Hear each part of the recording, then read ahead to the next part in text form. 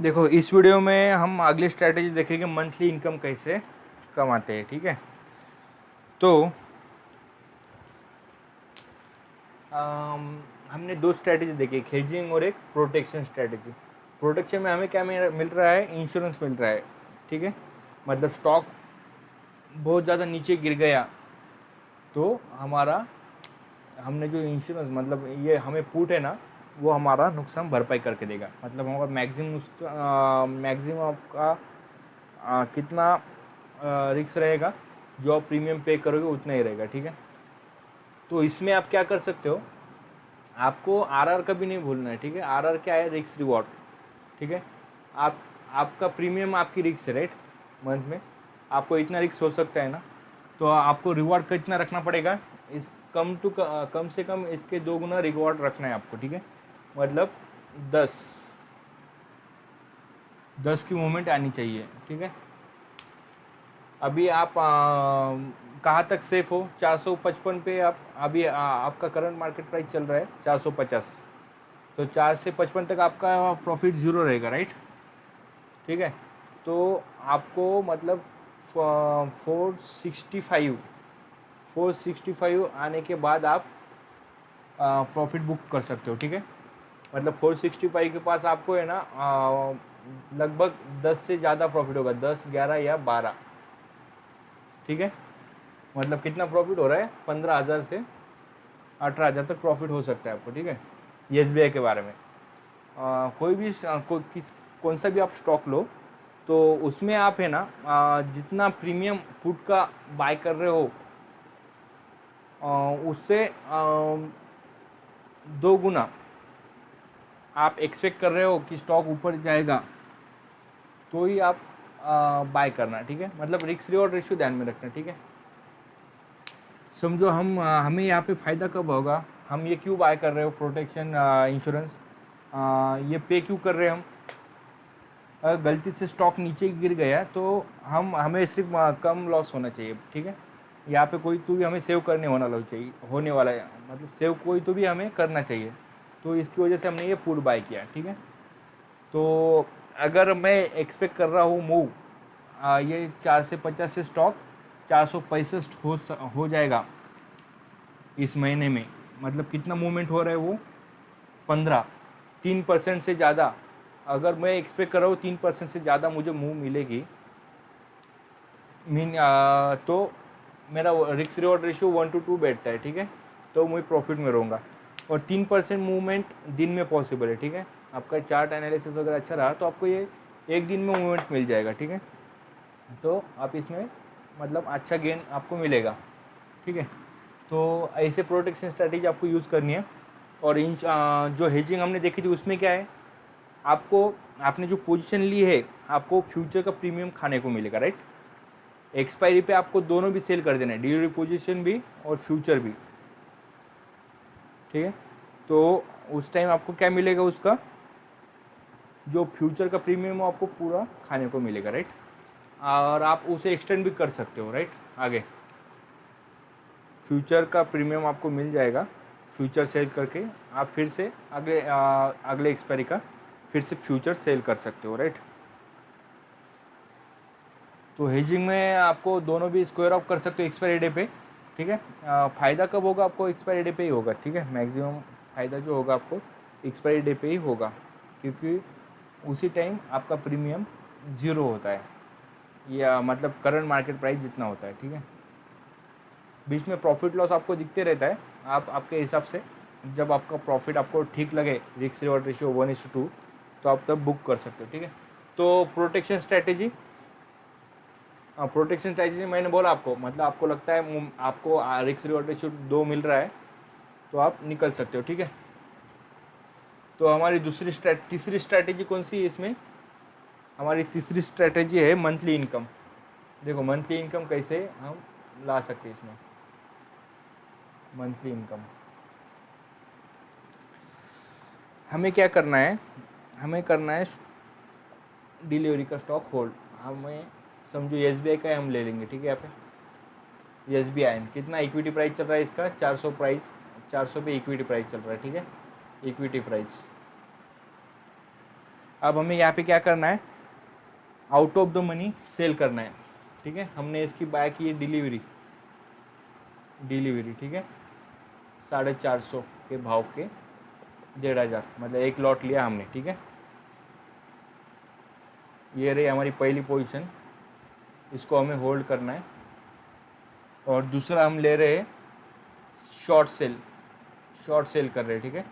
क्या कर रहे हैं, कॉल सेल कर सकते हैं, out of the money call sell करना है, ठीक है। आपको लगता है जहाँ तक प्राइस नहीं जाएगी, मतलब आउट ऑफ द मनी आप SBIN कर सकते हो, 500 का सेल कर सकते हो, ठीक है। 500 या 500 का आप सेल कर सकते हो, ठीक है। 500 या 550 पकड़ लो, ठीक है। 550 आप सेल कर सकते हो कॉल, ठीक है। तो इसमें क्या होगा, अब एट एक्सपायरी समझते हैं, ठीक है। एट एक्सपायरी आपको इसमें कितना लगेगा, लगभग 10 लाख ही लगेगा, ठीक है। डिलीवरी की पोजीशन के लिए 7 लाख और इसके लिए मैक्सिमम 3 लाख, 10 लाख में हो जाता है काम, ठीक है। हेजिंग का भी, इसका भी, ठीक है। तो एक्सपायरी, एट एक्सपायरी क्या होगा समझो, हम पकड़ लेंगे।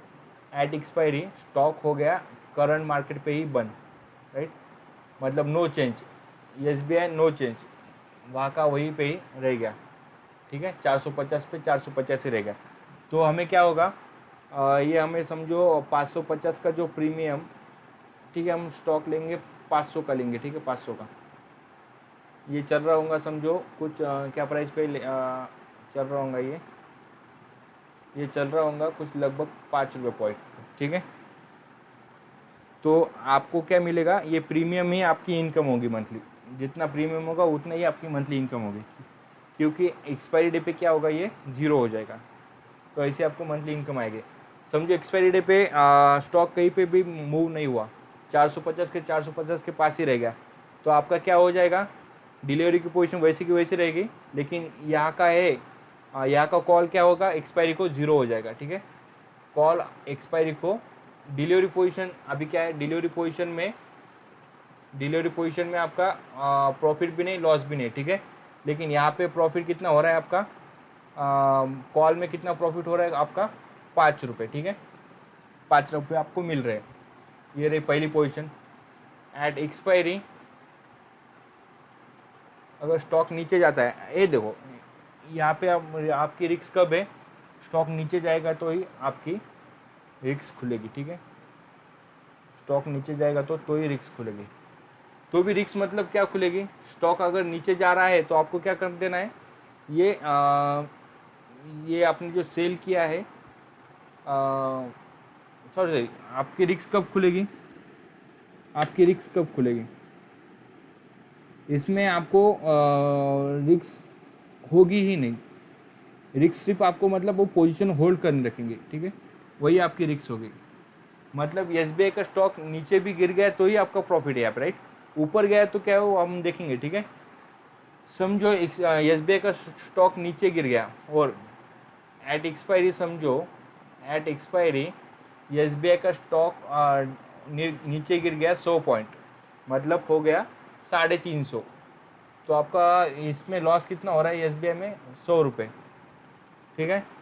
तो दूसरा आपका प्रीमियम कॉल में प्रॉफिट कितना हो रहा है, 5 रुपये, ये आपका प्रॉफिट हो रहा है। तो इसको क्या करना है, आपको होल्ड करते रखना है, ठीक है। ये हम केस बाद में देखेंगे, ठीक है। एट एक्सपायरी समझो स्टॉक हो गया, 700 रुपये करंट मार्केट प्राइस हो गए, ठीक है, 700।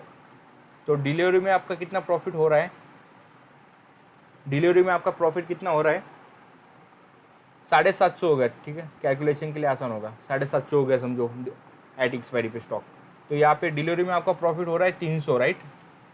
और कॉल में क्या हो रहा है, कॉल में नुकसान हो जाएगा क्योंकि आप सेल कर रहे हो ना, तो कॉल कितना हो जाएगा यहाँ पे, 750 में से 500 गए, कितना यहाँ पे 250 रुपये का नुकसान हो रहा है आपका, राइट।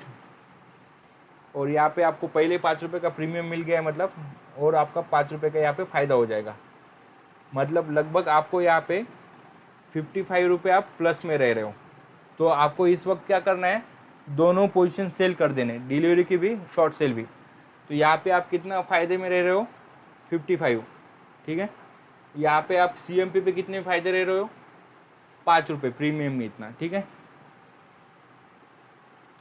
और एक्सपायरी पे क्या हो रहा है, एक्सपायरी पे भी आप 5 रुपये फ़ायदे में रहोगे। कैसे, क्या आपको क्या करना है, डिलीवरी का अगर आप ये एज्यूम करते हो, देखो मंथली इनकम कैसा है, मंथली इनकम हमें किस चीज़ की आती है, हम क्या करते हैं, कोई रियल एस्टेट प्रॉपर्टी लेते हैं, मतलब कोई फ्लैट लेते हैं, वो रेंट से देते हैं, तो उसे उसका हमें क्या आता है, रेंट आता है, राइट। हम क्या करते हैं, शॉप्स बाय करते हैं और वो रेंट पे चढ़ा देते हैं। तो एक बार वो बाय करते हैं हम, राइट, तो उसी की जैसा ही हम डिलीवरी स्टॉक्स बाय करते हैं।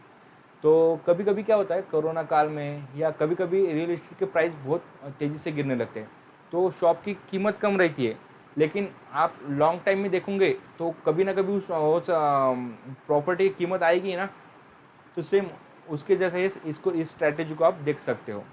आपको स्टॉक ऐसा चूज़ करना है जिसकी कॉर्पोरेट गवर्नेंस बहुत अच्छी है, जैसे कि SBI का स्टॉक, TCS, ठीक है, ITC, मतलब जो स्टॉक नीचे मतलब डूब नहीं सकता, ऐसे स्टॉक आपको सेलेक्ट करने हैं, ठीक है। तो ऐसे स्टॉक में आपको क्या मिलेगा, ये प्रीमियम खाने को मिलेगा, तो ये आपकी मंथली इनकम हो सकती है। जैसे कि ITC स्टॉक घूमता ही नहीं है, ये लगभग मतलब 250 के पास, 250 ज़्यादा मूवमेंट नहीं है। तो ऐसे में आप क्या कर सकते हो, इसका 300 का 280 का CE का प्रीमियम आराम से खा सकते हो हर मंथ, ठीक है, हर मंथ। ये स्टॉक आपको सालों साल यहीं पे दिखेगा।